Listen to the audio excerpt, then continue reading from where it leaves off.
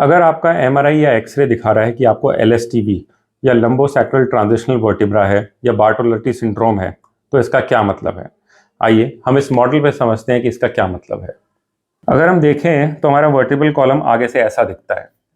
ये सारी हड्डियां एक दूसरे से अलग होती हैं, तभी इनके बीच में मूवमेंट हो पाता है।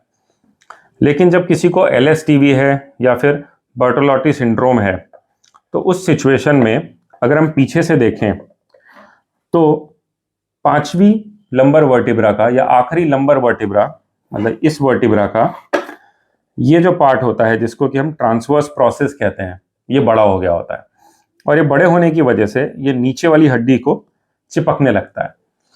तो ये जो कास्टेलवी का इसका क्लासिफिकेशन रहता है, जिसको हम कैस्टेलवी क्लासिफिकेशन कहते हैं। इसमें 4 तरह के इसमें डिफॉर्मिटीज रहती हैं। पहली होती है कि सिर्फ ये बड़ा हो गया है, दूसरा है कि ये बड़ा हो गया है और इससे थोड़ा थोड़ा चिपक रहा है, तीसरा है कि ये बड़ा हो गया और इससे पूरी तरह से चिपक गया है, चौथा है कि एक तरफ बड़ा होकर चिपक गया है और दूसरी तरफ सिर्फ टच कर रहा है। तो ये 4 तरह का होता है जिसको कि हम एलएसटीवी या बार्टोलेटी सिंड्रोम कहते हैं। ये नॉर्मली मेल्स में या आदमियों में ज़्यादा मिलता है औरतों के मुकाबले, और ये करीब 18% पॉपुलेशन में नॉर्मल होता है। ये नॉर्मली 25 साल की या 30 साल की उम्र तक बिल्कुल कोई परेशानी नहीं करता, लेकिन उसके बाद इससे कमर में दर्द होना शुरू हो सकता है।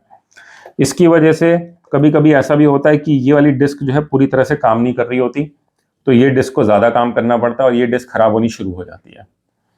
तो अगर किसी को 25 या 30 साल की उम्र में एक्सरे एमआरआई में एलएसटीवी या बार्टोलेटी सिंड्रोम आया है, तो उसको हो सकता है कमर में दर्द रहे या हो सकता है नस दबने की वजह से पैर में दर्द जाए। तो इन सिचुएशंस में जो दर्द का कारण होता है वो हो सकता है कि यहाँ पे ये नस दब रही हो, ये वाली नस जो यहाँ से निकल के जा रही है। तो अगर ये नस दब रही है या ये डिस्क खराब हो रही है या फिर यहाँ पे स्पाइनल कैनाल स्टेनोसिस हो रहा है नस दबने का कारण से, तो फिर हो सकता है कि मरीज को पैर में भी दर्द जाए और कमर में भी। नॉर्मली इसमें सर्जरी की ज़रूरत नहीं पड़ती, ये दवाइयों से, एक्सरसाइजेस से, वेट कम करने से ही इसका दर्द चला जाता है। ज़्यादातर सिचुएशंस में हम इसमें एक्सरसाइजेज या फिजियोथेरेपी कराते हैं, उससे मरीज पूरी तरह से ठीक हो जाता है। कभी कभी हमें इसमें इंजेक्शन देने की ज़रूरत पड़ती है दर्द खत्म करने के लिए, और रेयरली ही कभी इसमें सर्जरी की ज़रूरत पड़ती है। अगर सर्जरी की ज़रूरत पड़ती भी है तो हम फ्यूजन सर्जरी करते हैं, डिपेंडिंग ऑन की दिक्कत यहाँ ज़्यादा है कि यहाँ ज़्यादा है, उस हिसाब से हड्डी का मूवमेंट पूरी तरह से बंद कर देते हैं और फ्यूजन सर्जरी करते हैं। Thank you.